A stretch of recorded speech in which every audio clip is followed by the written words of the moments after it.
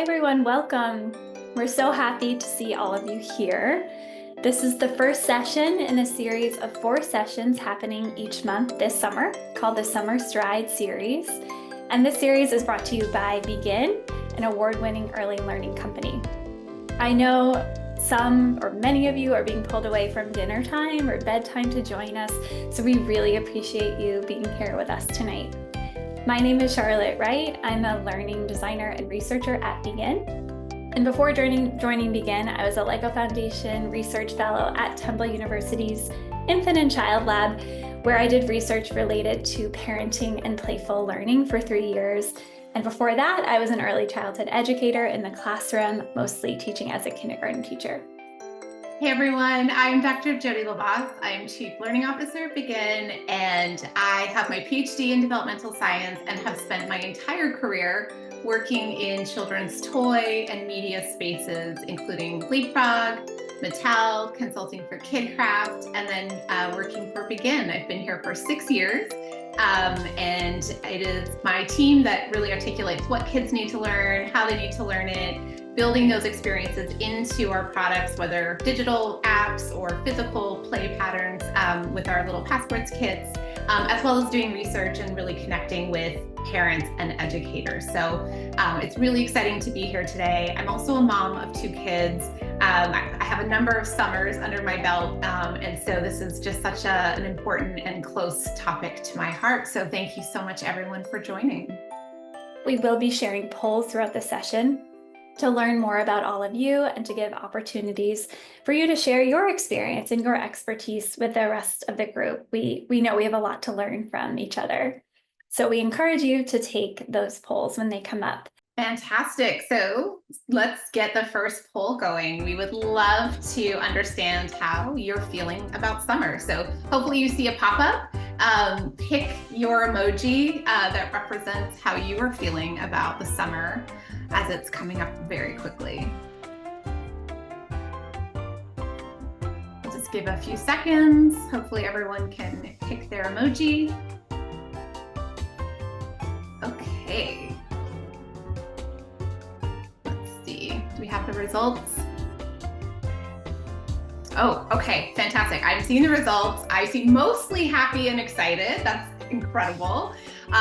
See a little bit of calm. And I guess everyone else is sort of split between nervous and overwhelmed, which makes a ton of sense. So definitely all the feelings represented in the room tonight. And speaking of that, also want to acknowledge that represented in this room tonight are probably lots of different ages of kids, parents who might be staying at home this summer, some parents who are working this summer, some parents who are juggling work and childcare. So we see all of you, and we hope that there's something in what we talk about tonight that really speaks to your situation. So thank you for being here tonight.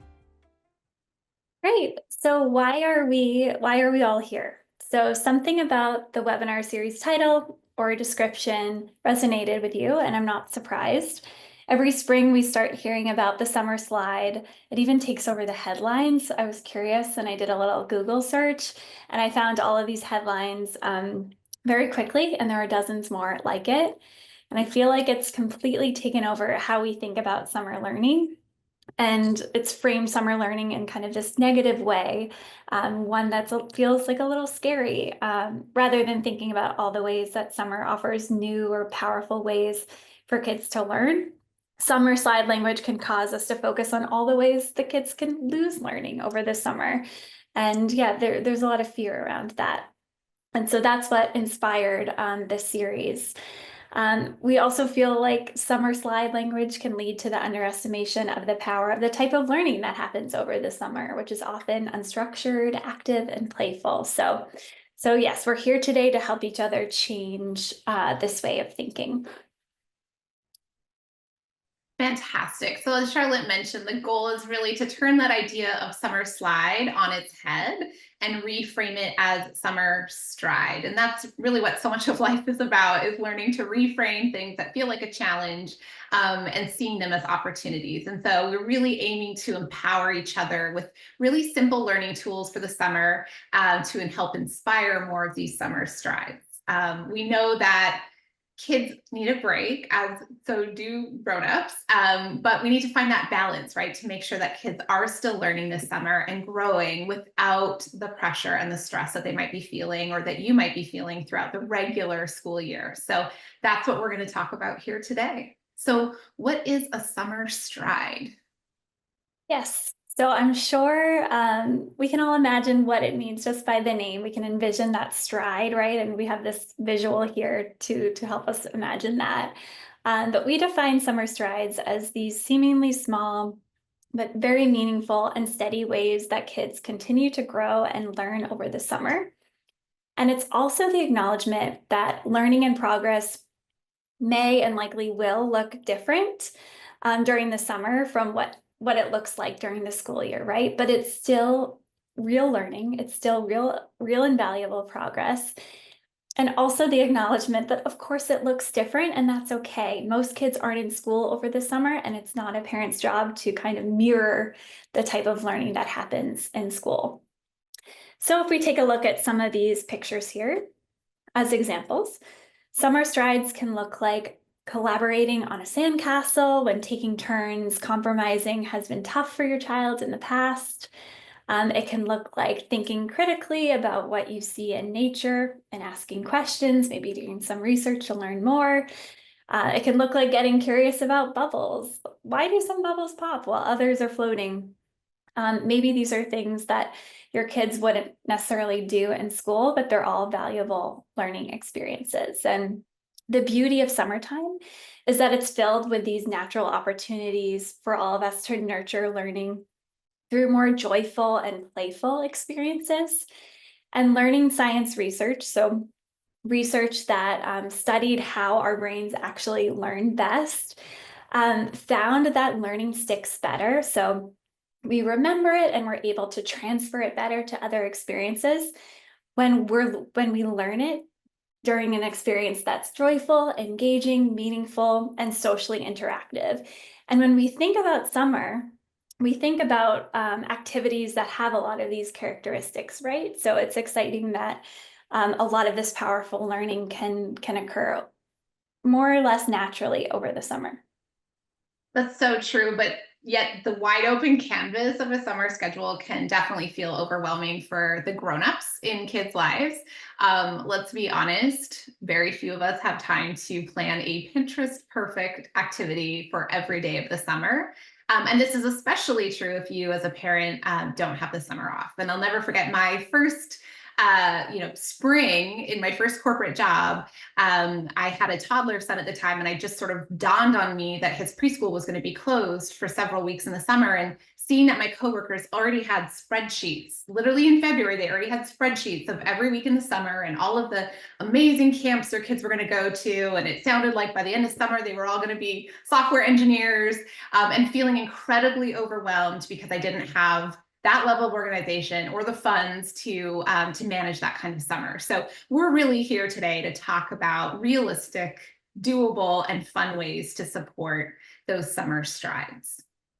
So we've broken up our discussion today into 3 different ways that we can think about that. The first is everyday learning moments. So as Charlotte mentioned, summer really gives us an opportunity to nurture strides in the things that you are likely already going to be doing this summer, whether that's driving them somewhere, maybe to a camp, whether that's cooking with them because they're at home a little bit more. Maybe it's taking a walk in the park or enjoying the warmer weather. There are opportunities to really engage in everyday learning moments, and we're going to talk about what that looks like. The next is to nurture independent play so that we can set our child up so that they aren't constantly asking for our help or our attention. Maybe you work from home and you don't have childcare on certain days, or your camp is suddenly canceled because of weather. There's lots of reasons why it's important to encourage independent play without too much work on your end. So we'll talk about that.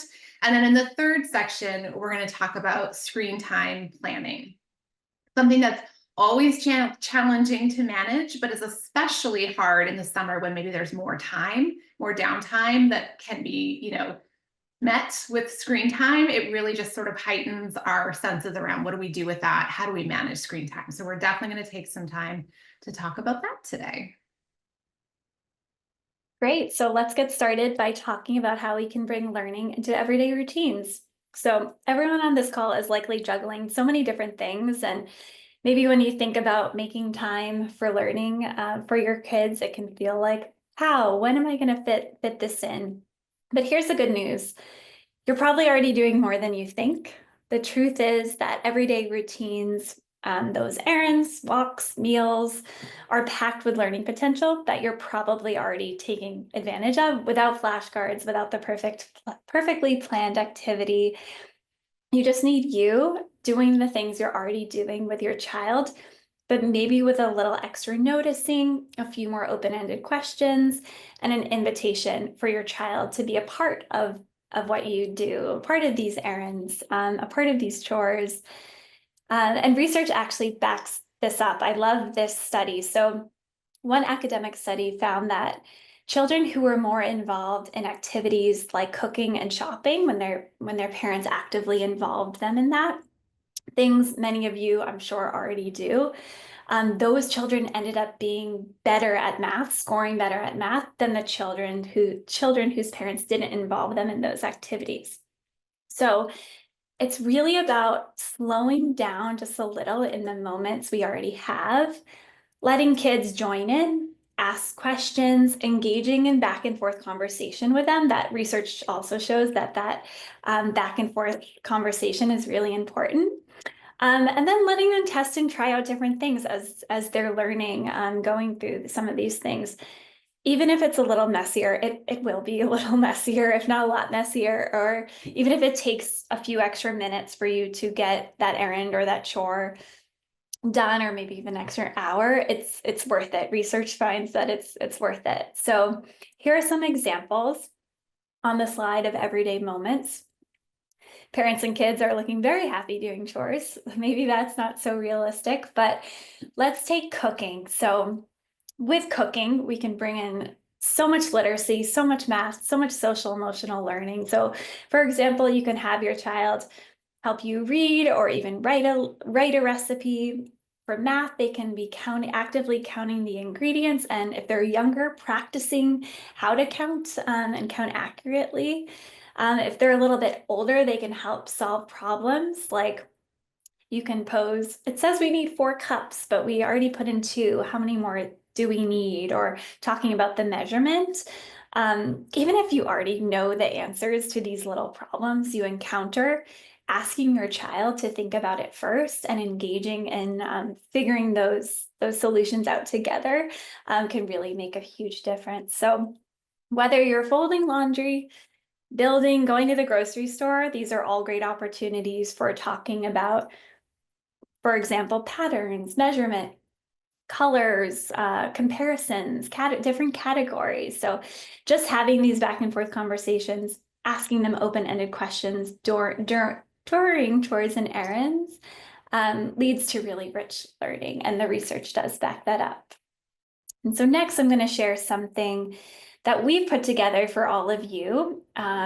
We have, as we mentioned in the registration, we've created a free activity packet that relates to everything that we're talking about today. And Kara put the link in the chat, and there's a QR code for you to access that now. We're going to send it again later via email, so don't worry if you miss it. But one of those activities are these scavenger hunts here, shown here. Scavenger hunts are a simple way to turn ordinary routines like walks or errands into playful learning moments. And we've included 2 to get you started here, but you can keep the fun and learning going by making up your own, or as a family, or having your child make up their own, whether, if they're an emergent writer, they can just draw little pictures, or maybe the first letter. If they're older, they can write out the whole word or even a sentence of something to look for. But now you might be thinking that like all of these everyday learning moments sound great or okay, but how are we supposed to know that our kids are actually learning over the summer? There's no report cards, no assessments. It's just normal life. So I'll pass it back to Jody to discuss how we can both recognize and celebrate progress over the summer. So I'm convinced that the most important learning moments that happen aren't actually reflected on a report card, and that summer really offers an opportunity for you to have a close, like upfront, front row seat into all of those, tiny, huge, messy learning moments that actually matter the most. So virtually any experience for young children can be a learning experience. Young children's brains are developing at a phenomenal rate, making approximately 1 million new neural connections every second. So I want to share a few examples of what learning might look like so that you can be on the lookout for that evidence of learning this summer when you might not be getting that report card or that progress report. So at Begin, something we talk a lot about are these I did it moments, which can happen when your child, scampers up the ladder at the play structure for the first time, or learns to ride a bike, or tries a food that just last week was impossible, will not eat it, never going to happen. Those are all incredible moments. An I did it moment might include your child literally saying, I did it, but it also might look less obvious. It could be the look of pride that flashes on her face, when she's done something that she was too scared to try before, or that smile when he, thinks about something new in a new way that he hasn't really contemplated before. Or maybe it's a quiet moment in which your child is really processing what they just learned or did. You also might hear or see evidence of that learning later. So you might see your child reenacting an I did it moment hours later with their dolls or their action figures. Or you might hear your child telling their grandparents about something on a FaceTime call. So these are just a few examples of how you can be on the lookout for meaningful learning moments this summer. So on the topic of learning moments, we wanted to launch our next poll. So in the box, we would love for you to share a recent I did it moment that either your child or maybe you had, so that we can learn from each other. Great. And while everyone types and shares, Jody, I did have a question for you because, as you know, we received a lot of thoughtful questions with registrations in advance. And one of them I think is related to this topic of I did it moments. One parent asked us, what is the most rewarding thing we can do with our kids to help them learn during the summer? Can you reflect on that for us? Yeah, I think the great thing about the summer is that you can find experiences that matter to you as a family or matter specifically to your child and really takes advantage of their interests. And as Charlotte mentioned, as you mentioned earlier, like that is what the brain science and learning science tells us is how we learn best, right? When it relates to something that we're passionate about. So rewarding experiences might be unstructured time so that your child can engage in free play and maybe work through some boredom, which we'll talk about in a little bit. It could be a shared experience, like a trip or an excursion or an activity that maybe you just don't have time for during the regular, rest of the year. It can also look like more traditional learning activities, such as reading books, but in a new location. So maybe you take that book and instead of always reading at the desk or on the bed, maybe you take it outside to the park, or you visit a new branch of libraries in your community. So in summary, there's no one magic bullet that's the most effective way or rewarding thing to do in the summer, but rather it's an opportunity to try something new, or try something old, but in a new way or a new location, and to really appreciate all of the rich and organic learning experiences that happen outside of the four walls of the classroom. So bonus points if that experience involves bonding as a family and laughter, because those are the two key elements that seem to be commonality in what we often refer to as our core memories. Great. Thanks so much, Jody. And I'm so excited because we did have some responses come in for I did it moments, and these are great. I had that someone tried a new food. They didn't like it, but they tried it. And so that's the most important part, right? To just try it and see, and maybe try again in a few months and see again. Someone was cutting objects with scissors. That's a great new skill. Someone shared that her son had recently gotten much better with reading, and he read an entire page by himself in a chapter book and was so proud. That's so exciting. Great. And we have another one who tried a new food, so that's wonderful. Amazing. All for sharing. Yeah, love all of the trying of the new food. So that's sort of the first section where we talk about everyday learning moments. We're going to pivot a little bit now and start talking about independent play and routines and the importance of playing independently. So I think we're going to see a thank you, Kara. This is a link to a blog that talks about the importance of independent play. We'll talk a little bit about that right now, but if you want to learn more, that blog is available for you anytime.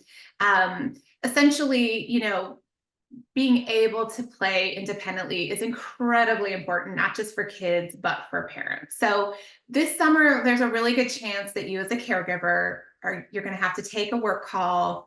You're going to have to catch up on some errands. Maybe you need a moment to breathe by yourself. All of these are real and valid reasons for promoting independent play. And that's before we even start to talk about the benefits of independent play for kids. So by independent play, I'm referring to those moments in which the child decides what to do, how to carry out those actions, and how to continue the experience without you having to step in to direct, correct, or manage that experience. And for kids, some of the benefits of independent play include increases in creativity, the ability to solve problems, to express themselves, and storytelling. There's a lot of storytelling that goes on, especially when kids are bored and they're trying to make up something to do. So if your child is already really strong at independent play, then the following tips might be sources of inspiration, new things that you might want to try.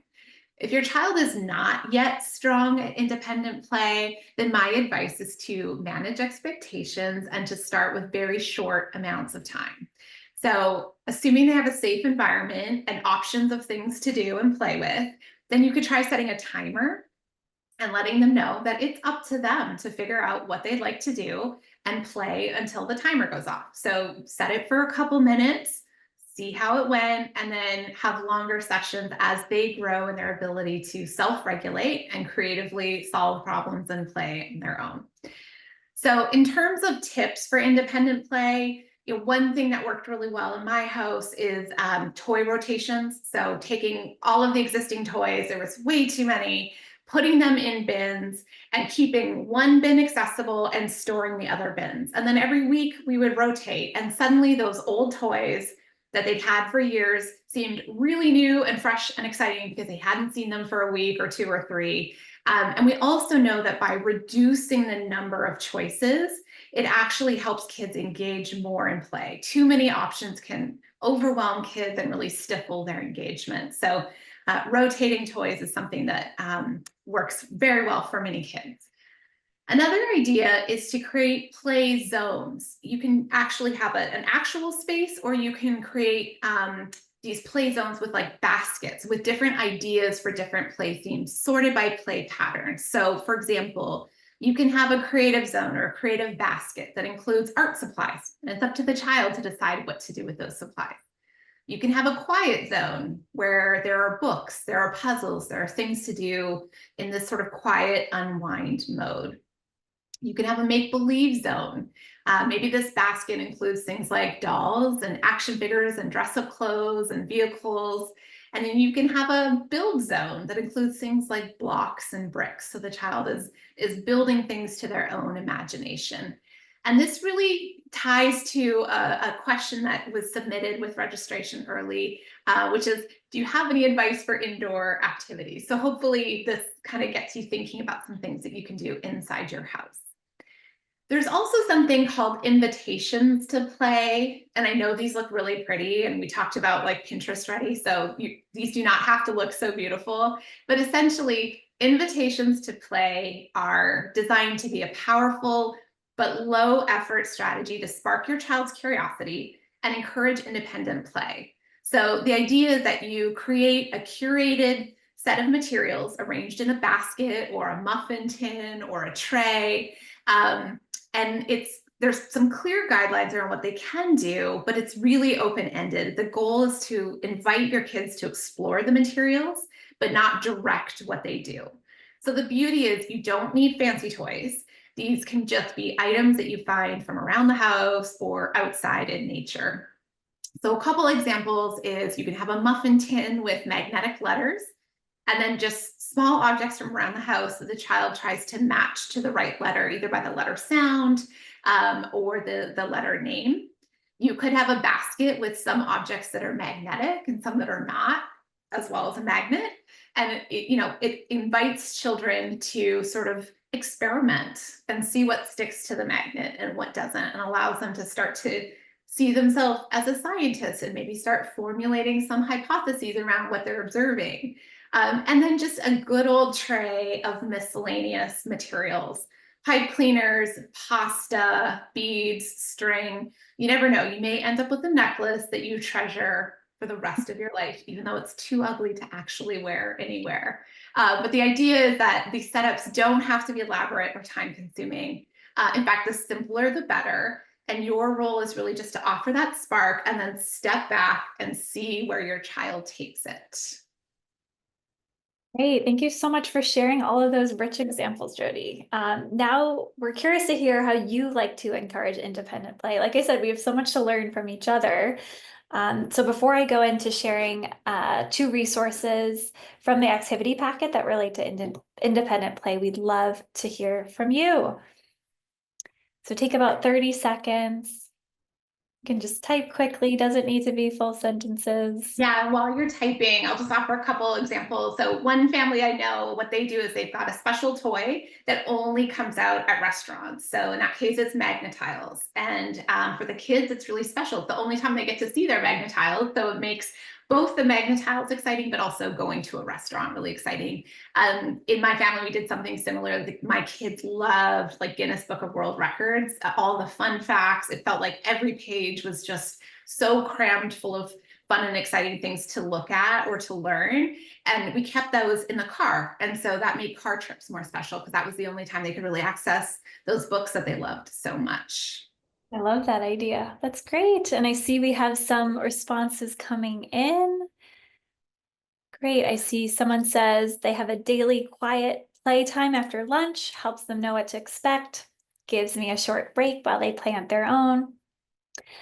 Another person shared that they sit and play with their child for a few minutes and then slowly pull back, maybe go fold laundry nearby. Great, great. Let me just take one more look. Oh, have a board bag with crafts. Yeah. Learning apps like Homer and Adapted Minds. Huge believer in toy rotation. Brainstorm a theme together, like a safari, and see what the kids come up with. Wow, I amazing. love that one. Yeah, this is great. Well, thank you all for sharing.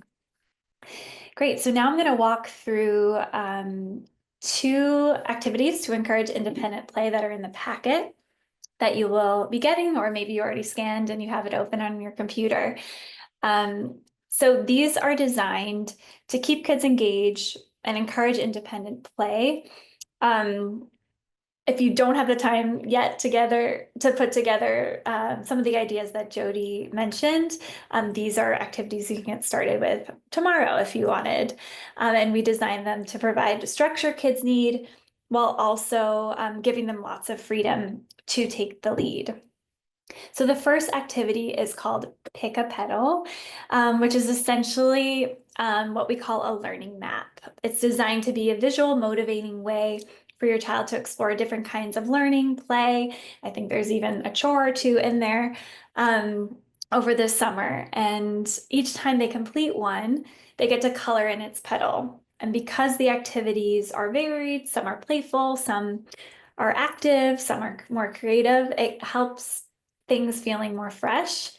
And this coloring in part enables kids to track their own progress. And you might be surprised how motivated kids can be when they see their progress come to life right in front of them. And, they're owning that, right? They are choosing, they're doing it, and then they're coming back and coloring it in and picking another activity. So one of the questions that came in for this session with registration was, how do I get my kid to buy into learning activities over the summer? And so I think creating learning maps together is a great tool for this. And it doesn't need to look like this beautifully designed petal and flower that our design team created for us. I think if I were to do it, I would just get a plain piece of paper, a black marker, and maybe make a path. And then you can sit down with your child and make it feel collaborative. Maybe you pick one activity and write it down. They get to pick one, then you pick one, and so on.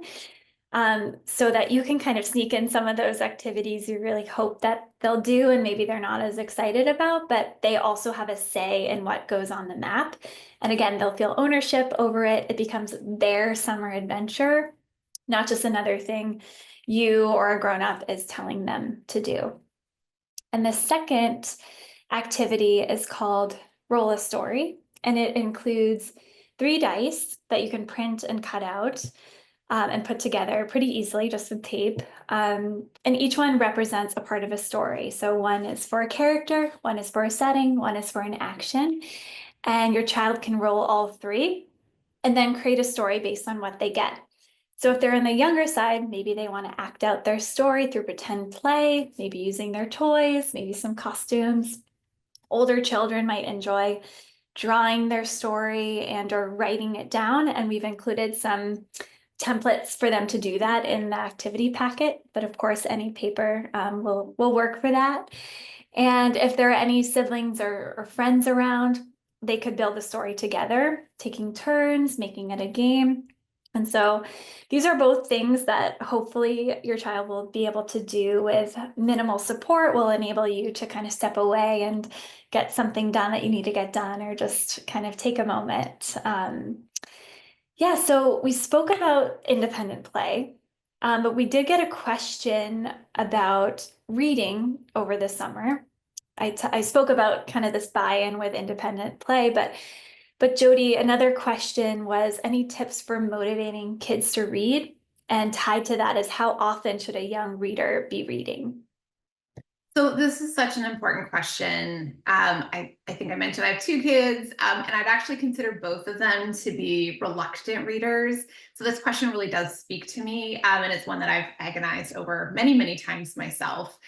One summer program that was really delightful and actually quite effective for us was through our local library. So they gave kids bingo cards, similar to the learning map. They gave the kids bingo cards, and there was different cards for different ages and stages of kids, which was really clever. And each of the sections on the bingo card was a literacy related challenge. And the kids were invited to fill up their bingo cards throughout the summer and then turn them in at the end of the summer to receive a free book and prizes. So that was really motivating for the kids, completely free. So definitely check out your local library. They likely have a similar program. They also likely offer story hours. So always check out your library. A couple other things that I would say about that question. One is don't be afraid to try multiple genres to really find out what speaks to your child. So there's a chance that your child might like graphic novels more than chapter books, and that is fantastic. Once you find that, it's like an unlock. Now they can go buy or rent or borrow as many graphic novels as they can get their hands on, because reading is reading. It's all great as long as they're having fun and they're feeling engaged. The second thing I would say in terms of how much reading is it depends on your child, of course, but it's ideal to engage in reading for at least 15 minutes a day. But keep in mind that that can look different for every child. So for some kids, that reading time happens before bed. It's part of a routine. For some kids, that 15 minutes can be broken up. So they're doing some of the reading and their parents are doing some of the reading to them. For other kids, those moments might be served really well through proven literacy apps like Homer that help kids practice some of those really important early literacy skills in the right level and at the right pace for them. So those are some tips. The other things I would say is don't forget to model reading yourself. So whenever possible, pick up a physical book, because it's really hard for kids to know what you're doing if you're holding a rectangle. You could be scrolling, you could be buying groceries. So if you want them to believe that reading is fun, I always advise people to pick up a good old-fashioned book and model the kind of reading behavior that you would like your kids to engage in. Great. Thank you so much, Jody. Okay, so I think, yes, it's time for another poll. And we've arrived at our last topic of the session, which is managing screen time. And before we get started, because we know that screen time and managing screen time is so personal, we'd love to hear from you how you manage screen time at home. Yeah, so while people are typing in their answers, I will just say that at Begin, we spend a lot of time talking to parents. It's something we're incredibly passionate about. And I think the number one thing we hear over and over again is that screen time is a top concern for parents. Whether it's guilt about the fact that their kids are spending time on the screens or maybe spending too much time on the screens, or whether it's questions about how do I help my kids transition off the screen when the screen time is over. All of these things continue to really rise to the top of what many parents are concerned about, which is why we wanted to make sure we included it in today's webinar. Yeah. Okay, so I see some coming in. Great. I'm going to go ahead and end the poll. Okay. I see folks setting a time limit about an hour. Folks have a set time each day they allow screen time. The tablet's a motivator to get schoolwork done. Let's see, timers. Great. Thank you all for sharing. Yeah, there's so much to learn from each other. And just as Jody was saying, screen time guilt, I feel like it's all we're hearing about, this feeling of guilt and not knowing, and there's so much uncertainty because screens and technology, everything's changing rapidly. And what are we to do as grown-ups? How do we support kids, and how much is too much? If you have any of those questions, you're not alone, far from it. And then especially in the summer, as we look at summer coming with these long, unstructured blocks of time, it can feel like screen time is either this lifeline or a slippery slope, and managing that and making sure you find the balance can be really, really hard. But here's the truth. We live in a digital world, whether we want to or not, and screen time is and will continue to be part of kids' lives. And it doesn't have to be the enemy. Of course, there's a lot of things for us to consider, and we have to be careful that, we're using it safely. But what if instead of fighting against screen time or feeling bad about it, we start to think of it as a tool? And I'm sure many of you are already doing that in your own way, because we know that when screen time is intentional and thoughtful, it can actually support learning, sometimes certain types of learning even better. And so it's important to kind of to think about that, and to think about reframing this question of how do I limit screen time to how can I make screen time work for our family? And Jody's going to talk through a resource we're sharing to support you with that, because again, we know it's highly, highly personal.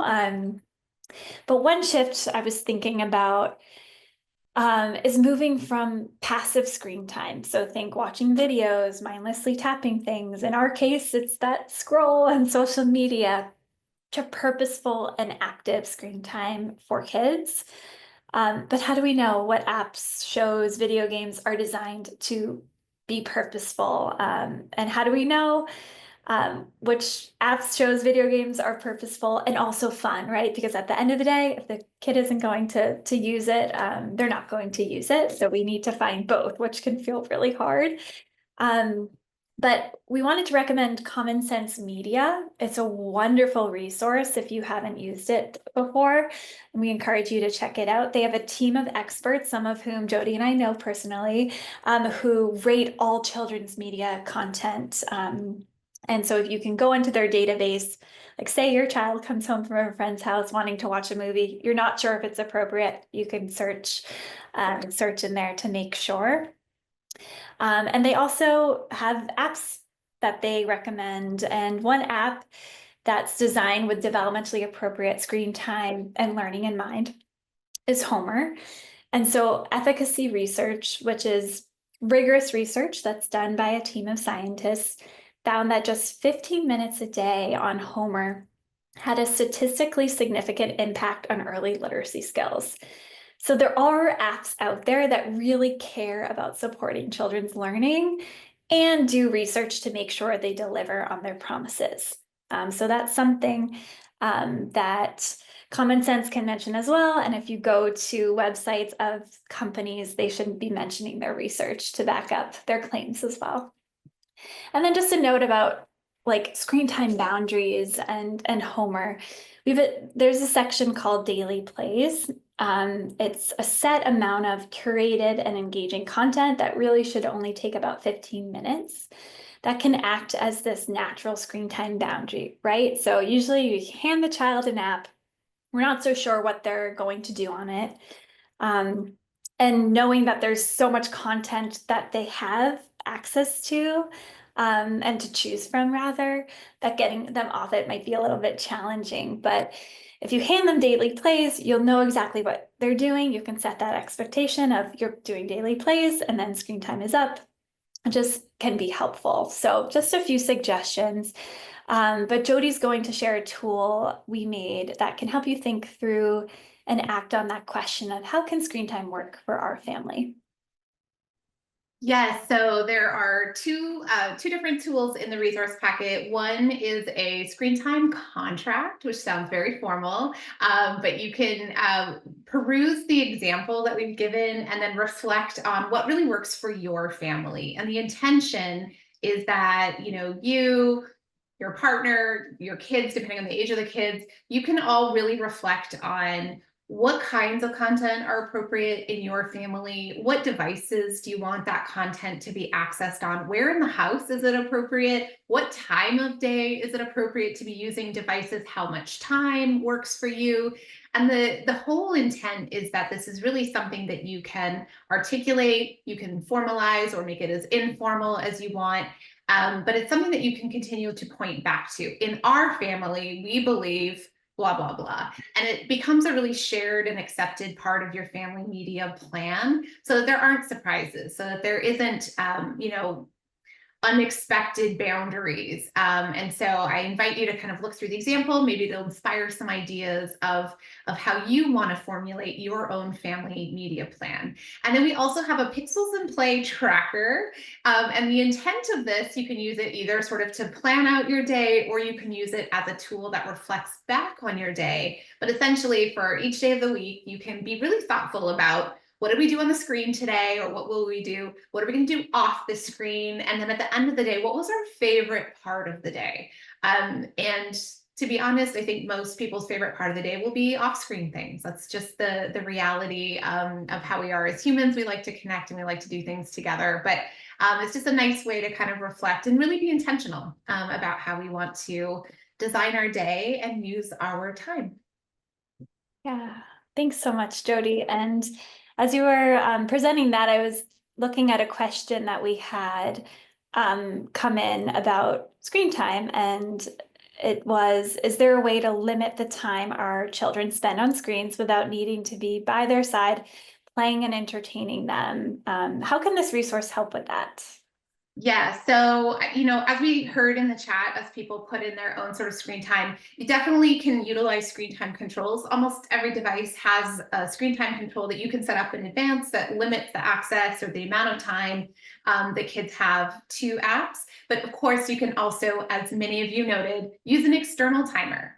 But one way to kind of make that a little bit more fun is maybe there's something fun that happens when the timer goes off. So if you happen to have a speaker in the house, maybe Alexa can play your child's favorite song when time is up. And that's a song that will then signal it's time to transition to another activity. And then having that other activity ready in advance can be helpful for kids, especially when it just helps them to know what to expect next. So for example, you could set the timer so that the favorite song comes on, so the child goes from playing on the screen to having a dance party to their favorite song, and then it's time to transition to snack time. I love that tip. That's great. Okay, so now it's time to transition to our Q&A portion of the session. And so please, if you have any questions, put them in that Q&A button that should be on the bottom of your Zoom. Amazing. While you guys are all submitting your questions, again, we had so many people submit questions in advance. So Charlotte, I'm going to throw you a question while others are typing. How can we make summer writing fun for elementary kids who don't like writing? Yeah, that's tricky. That can be a tricky one. I think I go back to thinking about the everyday learning moments. So, are there ways for you to kind of trick them into writing, whether it's having them help you write the grocery list, or say you're on a vacation, and you have them write a postcard that can be really fun, a postcard to a family member or friend, or even make their own postcard from home and send it to someone. That can be really fun. Also involving them in creating some of these extra tools that we spoke about. So creating their own learning map, using the role of story and having them write a story, letting them choose what and how they write, I think is really important, rather than kind of giving them a prompt, or setting an expectation that it should be this, 1 page or something like that. I think also reflecting with them on what types of books they like to read. So I know a lot of kids these days love graphic novels. And for example, if your child loves graphic novels, pull out some graphic novels and go through them with them and talk about all the elements of those types of stories, and then support them to create their own graphic novel, because then they'll be really excited. I think tying it back to their interests, giving them ownership and choice, and then also celebrating their creativity and those little wins over like whether they spelled it right or if it was long enough, I think goes a long way. Like the less it can feel like work and more it can feel like functional and joyful also, will make a big difference. Yeah, I think those are all great tips. I know we're getting low on time. There's, well, I think maybe one more question that came through, and I wanted to pull this one out because I think it's so relevant for so many of us. It says, "I feel guilty when I can't be fully engaged all day. What's realistic?" So I'll just say it's not realistic to be engaged all day with our kids. And as we talked about with the importance of independent play, it's not even in the best interest of the child to be fully, engaged in directing all of their experience. It is important that they have time in which they're exploring what to do on their own. But I will say that what matters less than the amount of time, because many of you are busy, many of you are juggling work and childcare, is what we do with the time that we do have. And so when we do have those opportunities to really engage with our child, the extent to which we can remove all other distractions, put our phones down, put those phones on, do not disturb, just really get on the level of our child, make sustained eye contact, let them really guide the experience. That's what matters more than the amount of time we can devote. It's really making the time that we do have as meaningful as possible. Yeah, I love that. Thanks for sharing, Jody. And I'm just noticing the time. Unfortunately, there are so many fantastic, or fortunately, there are so many fantastic questions coming in, but unfortunately, we're short on time, and we do want to take a few minutes to go through, kind of wrap up what we spoke about, and then also talk about what comes next, because this is one of 4 sessions. But we will be writing all these questions down and sharing our responses via an email. So we're going to send an email out in the next few days, and we can share answers to those questions. Thank you for sharing them. Exactly. And we just cover a lot of material today. So just reflecting on some of the main themes and takeaways. Play is powerful, and everyday moments are rich with learning opportunities. Again, those neural connections are forming so quickly that everything can be a learning experience. Kids don't need perfect plans to keep learning, and progress is way more important than perfection. So you're doing the best you can. That's enough.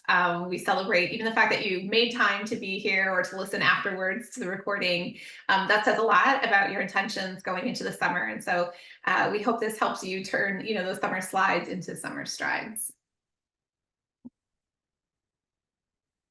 So as I mentioned, this is the kickoff session of a series of 4 different sessions this summer, one every month through August. and each session brings new speakers and comes with a new activity packet that relates to the theme of the webinar. And Kara just shared a link to register for a next session in the chat. You can also scan the QR code. But the next session we're so excited about, it's all about play. I know we started to talk about play today, but next session will focus on all the different ways that play can look and all of the science behind it and how us grown-ups can tap into that when we're with kids. We're lucky enough to have two of the biggest experts in play joining us for this conversation. Dr. Kathy Hirsch-Pasek, she's the leading play expert who's been behind Lego's theories and frameworks on play among so much else. And Rachel Robertson, who's the Chief Academic Officer of Bright Horizons, which, if you haven't heard of it, is a preschool and learning company that supports hundreds and thousands of families.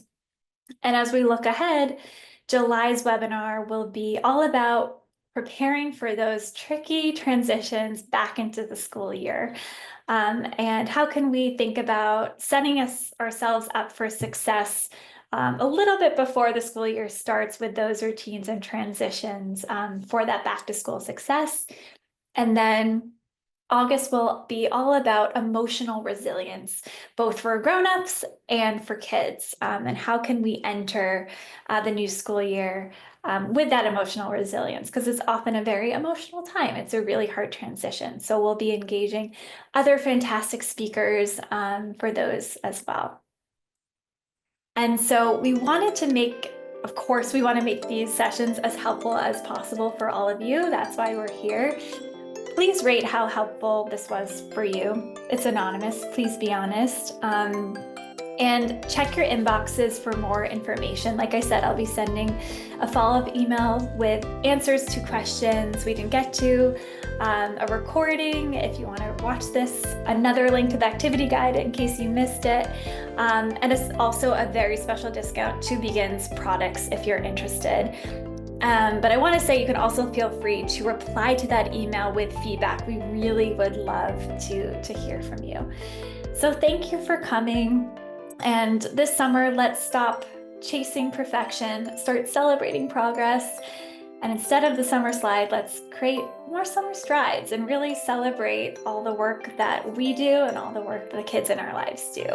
You've got this. So thanks for coming, and we can't wait to see you again in a few weeks. Thank you, everyone.